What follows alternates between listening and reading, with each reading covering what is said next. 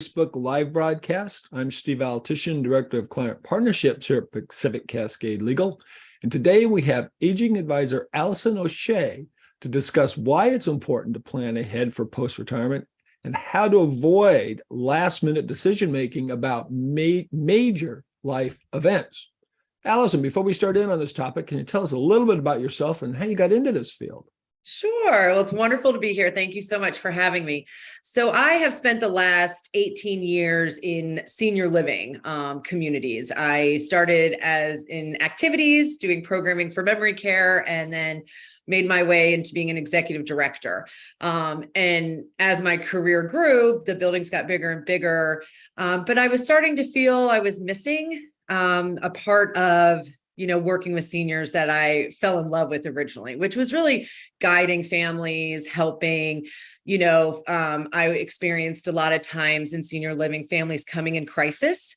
Some mom was fine, something happened, and all of a sudden we have to make these really big decisions that she's not happy about.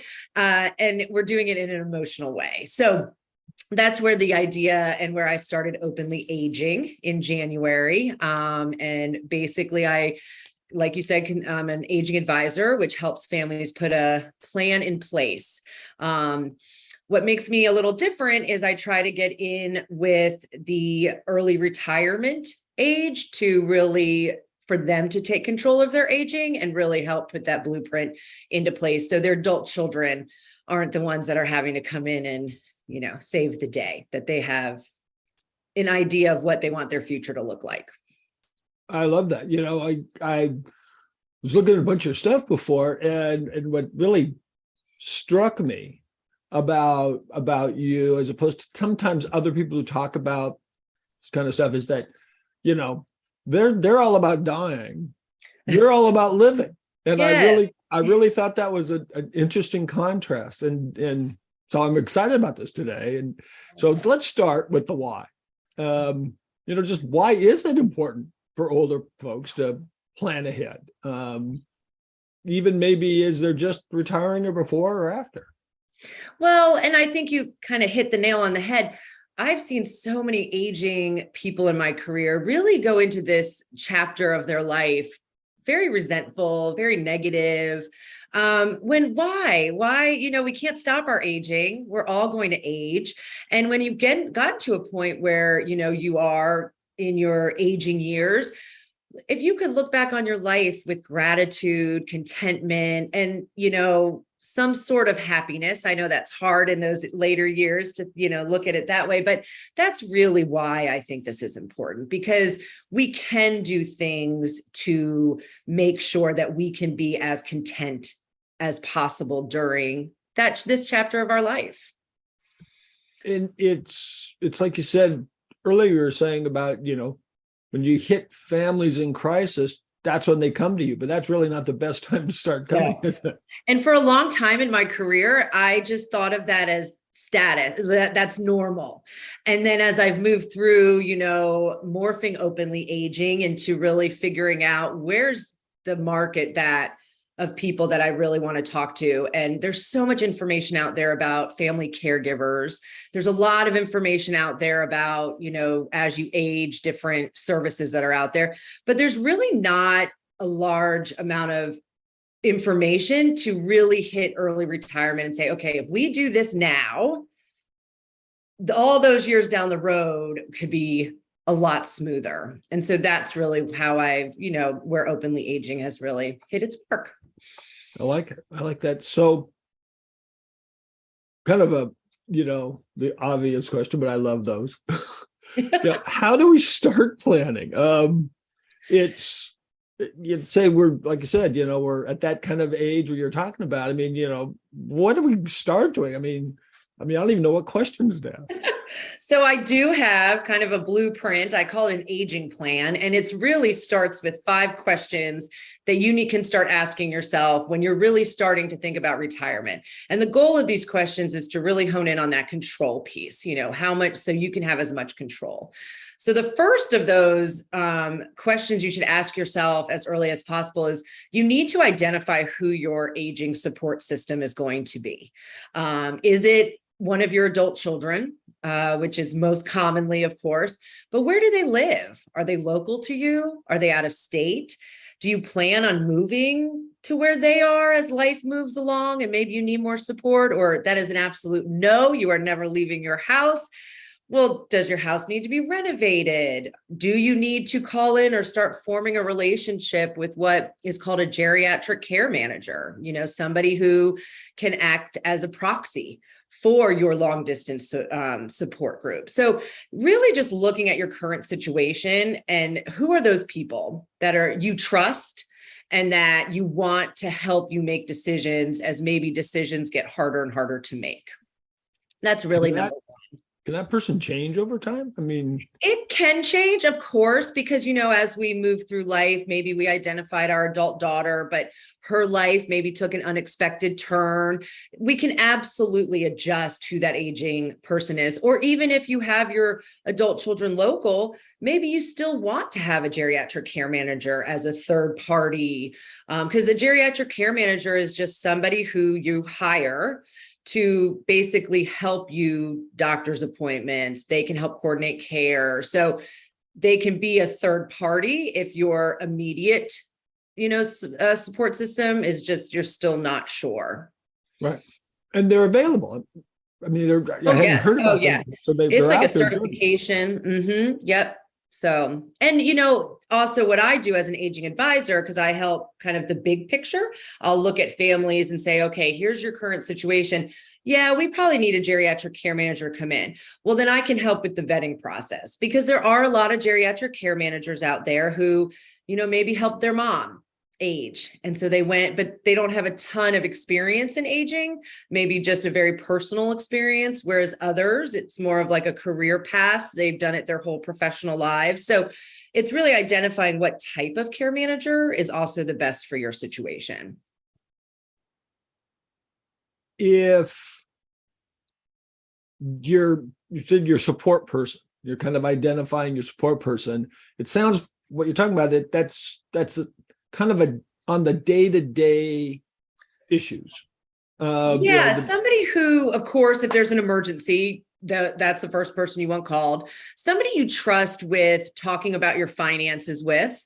Somebody that you trust if you were to become incapacitated and unable to make decisions, that you trust that their decisions are in line with the conversations you have had previously. So it is definitely somebody who you really truly trust.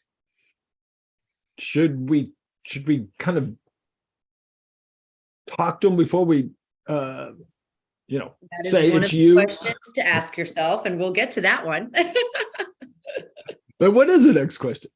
So the next question is, you have to have an understanding of your finances, of course. And most people, that's really where I'm finding, they're going to their financial advisors when they're looking at retirement to see what their options are, but then they stop. And then they don't really think about the emotional, spiritual piece of aging.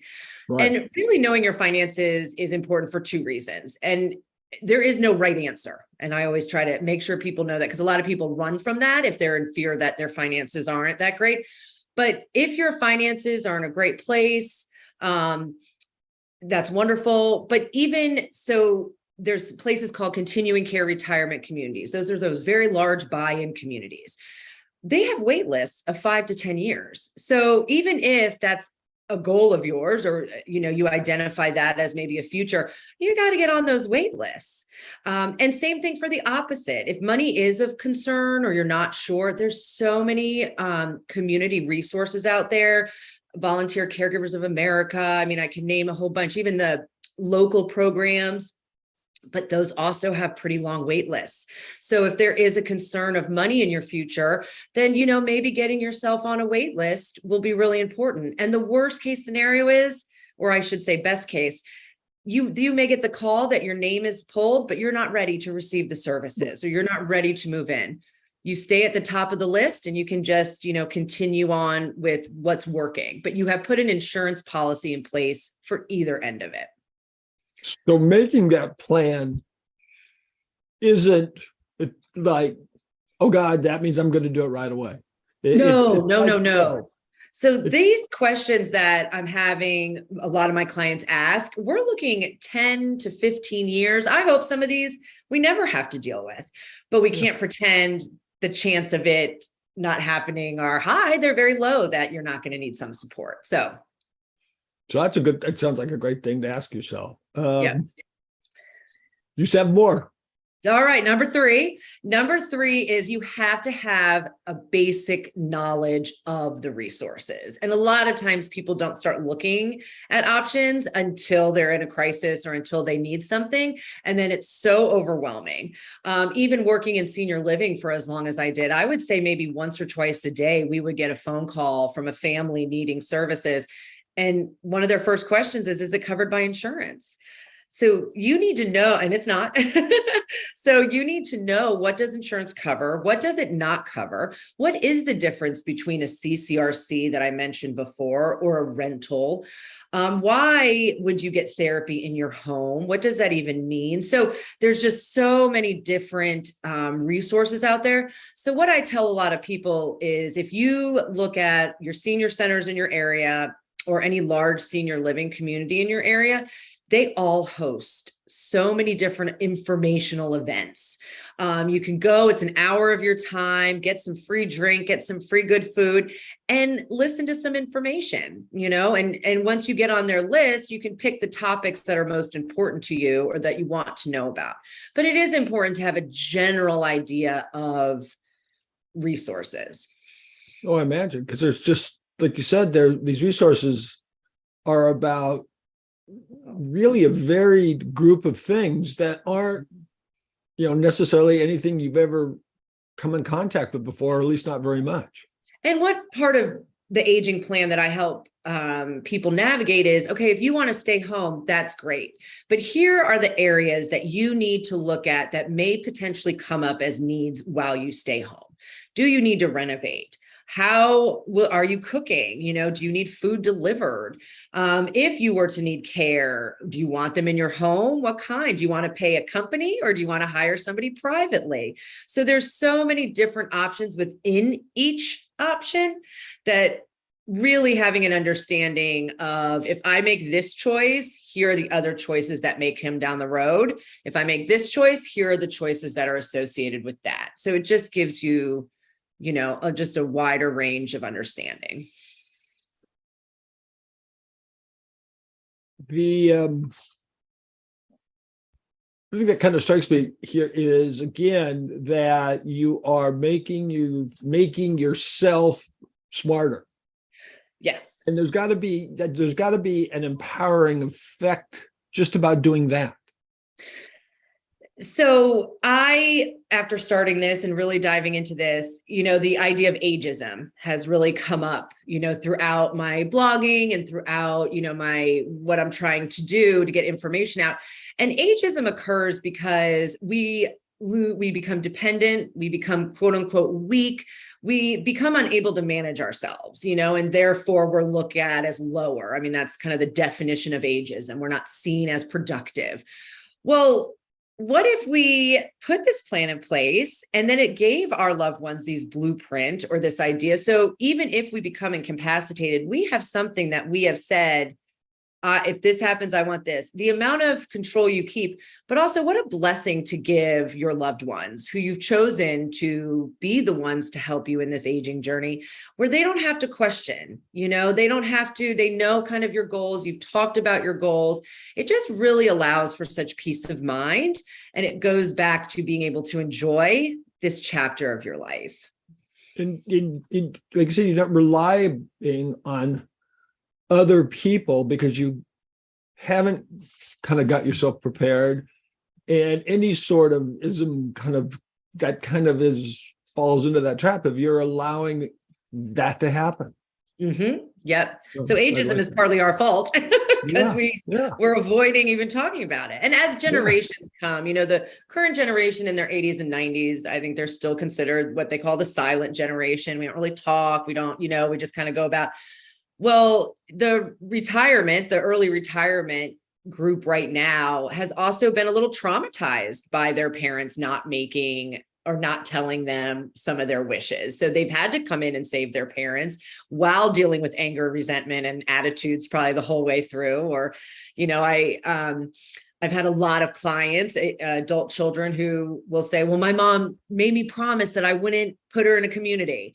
Well, that's unfair. That is just really unfair. And so what I also help families with is it's okay to have boundaries, and it's okay to say, all right, mom, I can do this, but when this starts happening, I need you to understand I have to call in resources. Right. And so it's just everybody, the whole family getting on the same page.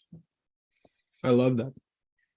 So more questions. What should we ask Number ourselves? 4, it kind of goes back to what you're saying. You have to communicate with that aging support system. They have to know, number 1, and they have to agree. That's a big one. But what I also, like I said just a few minutes ago, I also am a big believer in when you say yes to being somebody's aging support system, there also should be some guidelines. Because a lot of times now in the world we live in, people are working longer. They're having children longer. So a lot of times the aging children or the adult children I help, they're at the height of their career, and they probably have kids in college or maybe just graduated or starting families. So I also help them be realistic about what is their current situation and what are their boundaries, because that is important. I've seen so many adult children running to mom's house 4 times a day to make sure she's taking medicine. Right. Well, it's burning them out. Is it really fair? And is that really the best situation? There's so many other options. We can really come in and do a whole assessment and make sure that everybody, because this is the way I look at this is for the family. This is for the family to enjoy this chapter in life together as content as possible. I love that sort of idea of boundaries. One of the things I was thinking of as you were talking back in the financial part was, I did a little bit of advising businesses on their employee benefits, and the concept of Medicare and Social Security strikes fear into everybody. Oh, yes. I got calls from lawyers who write briefs and go to court, and they're calling me up and saying, I can't read what Medicare is. Oh, it's so confusing. And when am I supposed to take my Social Security money? I mean, so those things aren't necessarily for the kid. No. And there's so many people that's all they do for a living is help people handle the Medicare and all that. When do you cash out? So there's a resource out there to help. So, because truly too, by putting this plan in place, the ultimate goal is that it will save you money. It will save you time, because you're not making decisions that aren't the right decision. You've really thought about it so far ahead of time that the decision is the right decision, and it's good for everybody. And in that's, money that will save money. Yeah. Not a one size fits all kind of a thing. Yep. And we don't know how we're going to age. And I would hope that every time I help a family put an aging plan together, they never have to use it. And, everyone just peacefully passes away when it's their time, but that is unrealistic. And that's also a reason people don't talk about it, is because maybe they saw their grandmother who never needed any help. And so the risk, why do we talk about it? We don't need it. It's, just planning. Yeah. It's exactly it. And that's what I like about it. I mean, I'm the kind of person who, when we go on a trip, I take, okay, we're going to take this subway from here to here, and then we're going to, you're a planner. People think, oh, you don't have to do that. But then at the time when the crisis comes, if you haven't planned, you're sort of not in good shape. Right. So Yeah. And Um, then the fifth question, the last question is, are you listening to your support system? Because that is the biggest, when I first started this, I was on a podcast and the host was very sweet. And she said, "Oh, I'm sure you're doing this because so many older people aren't heard or they're not respected." And of course, my ultimate goal with my company and what I do for a living is that as people age, they're treated with respect, dignity, and they have what they want. But I have seen so many people so angry and bitter, like I said earlier, and they're not listening to their adult daughter who is so overwhelmed, killing herself to accommodate everything her mother wants when her mom's being a little unrealistic, yeah, and that's, there needs to be some direct conversation about what's realistic and what's not realistic, and everybody agreeing to it. And so I always tell people too, that aging plan is a moving document. yeah, We could have all the plans in the world. Well, all of a sudden we didn't really think about this, or, adult daughter has maybe a child that gets sick and she needs to take care of. So the whole plan kind of needs to be adjusted. So listening to our support system is really important because that's kind of the team approach. yeah, yeah. And the starting earlier than later fits into that to me, because it seems like, I'm not afraid to say I'm retirement age. Duh. and but I feel like I'm still, at a high level of my mental capabilities. Yeah. And so, yeah, why not start using those now to plan ahead? I mean, that seems like that's part of that too, is that, I can discuss stuff with my kids, Absolutely. they can understand, we're still rational, but, If so something were to now's a happen, great time to get those plans in place. absolutely. Absolutely. And so that's really, even my parents, they've recently retired, moved to the coast of North Carolina, and we've had conversations, and they've been great. I know exactly what their income is. I know exactly what their plans are. I know where their goals are, and we're going to do what we can, but there's no children around there. So they know, it may come to a point where, I have to say, "Hey, this is getting a little hard. Yeah, yeah, Can you help me out here?" And they would be more than happy to do it because we've been having these conversations. yeah. It's not a surprise. And you both now have the information, Yeah.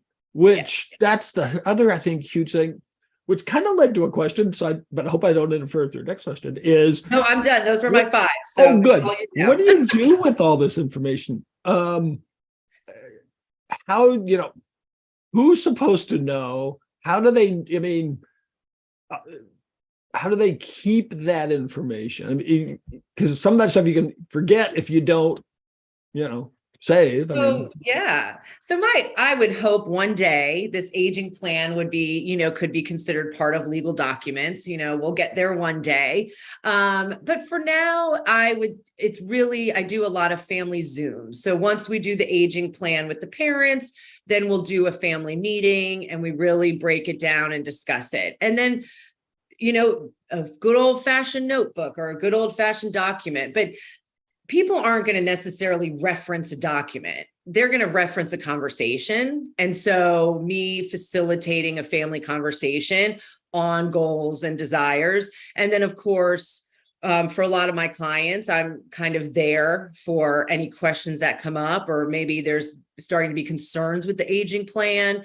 Then I can help guide the family in how to navigate next steps with the aging plan or what we need to adjust. But truly, the whole point is conversations. Yeah. Conversations about desires and goals, and hearing concerns from your support system about any of your desires and goals. Everyone wants to stay in their house. Everybody wants to stay in their house. But what happens when socially you're so isolated that your only social outlet is your adult daughter who's working, raising children, and now she feels obligated to constantly keep you busy? Well, that's not very fair.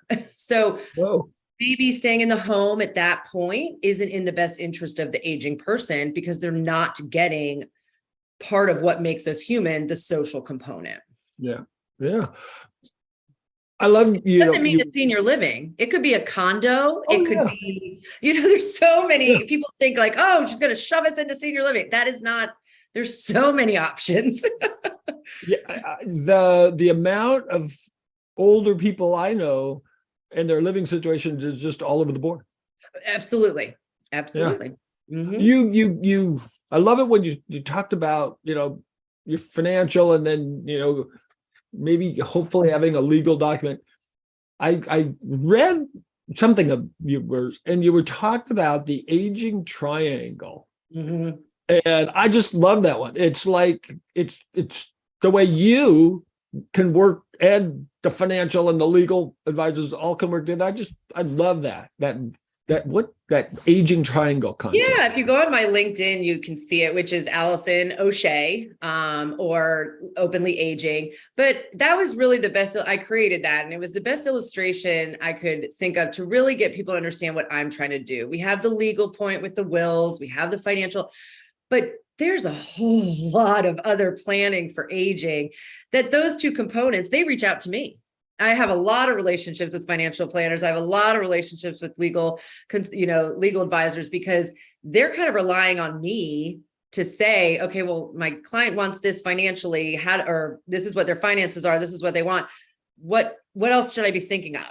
And then I can come in. So yeah, it's just kind of finishing that triangle off to have all, components taken care of as you age. I love that.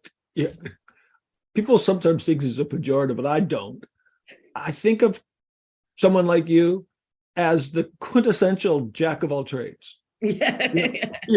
There's 15 different things you can help with that are all kind of amorphous with everything else. I just think that's great. That's what I do for my clients. That's what makes me different than a geriatric care manager, is I will point them to resources, and then they can keep me hired on to facilitate, or they can say, all right, good, I needed that. All right, let me go take care of that. And then they call me back and say, okay, we've done that. Now it's our next thing, so it's just putting a step-by-step plan for them that they can use me as much as they want, or I can just guide them to the resources. Yeah. Yeah. So, God, we're almost done. I hate this. Not 30 minutes goes fast, but maybe it goes faster when you're older. I should ask you. I don't know that answer. Okay, we got a plan. And I think I heard you talk about this on something. It was like, I think they maybe asked you, well, how do we define a successful aging plan? What would your answer be? Happiness. I think gratefulness is actually the word I use most, because no one's looking forward to the last chapter of their life. No one's like, oh, can't wait to be 85 and need someone to help me. But when you've lived a life full of, positives, negatives, and you just really, you should have a feeling of contentment and gratitude. Yep. And that's my ultimate goal, is that I want people to not be stressed. And it's not, the way you approach this, it's not just about the last chapter. No. You're like in chapter 7 when you start, and you got a lot of living to do left. Oh, yeah. Yep. And I think that's what'll make it so much a feeling of contentment and gratefulness, because you have started a plan sooner than you needed it. So you're able to enjoy all the phases, of your later years. Yeah. You've got them kind of hooked up with understanding their legal needs, their financial needs, their housing needs, their daily needs, their medical, just everything. And relationships and their family dynamic and relationships, which are a huge component too. Yeah, I love it. Well, shoot, we are out of time. So Allison, I really want to thank you for sitting down and talking about this, and talking about subjects that are either uncomfortable or complex, which this is both really. You make it understandable, and, something to actually look forward to doing. And I think that's pretty cool. And again, I know you did, but just one more time, why don't you give people how they can get a hold of you? Yeah. So my website is openlyaging.com. And of course, you can contact me through that. My Facebook, Openly Aging. I do a lot of content on all the things I talked about, just kind of putting out resources. And then of course, LinkedIn, either Allison O'Shea or Openly Aging. Those are my most active. the best way to get in touch. Oh, I love it. Well, thank Yeah. you for being here today. Thank you so much. Oh, I really enjoyed it. And everyone else, thank you for joining us. If anyone has any further questions on today's topic, you can post it here. We can get you connected with Allison. You can obviously get a hold of her directly as well. So until next time, stay safe.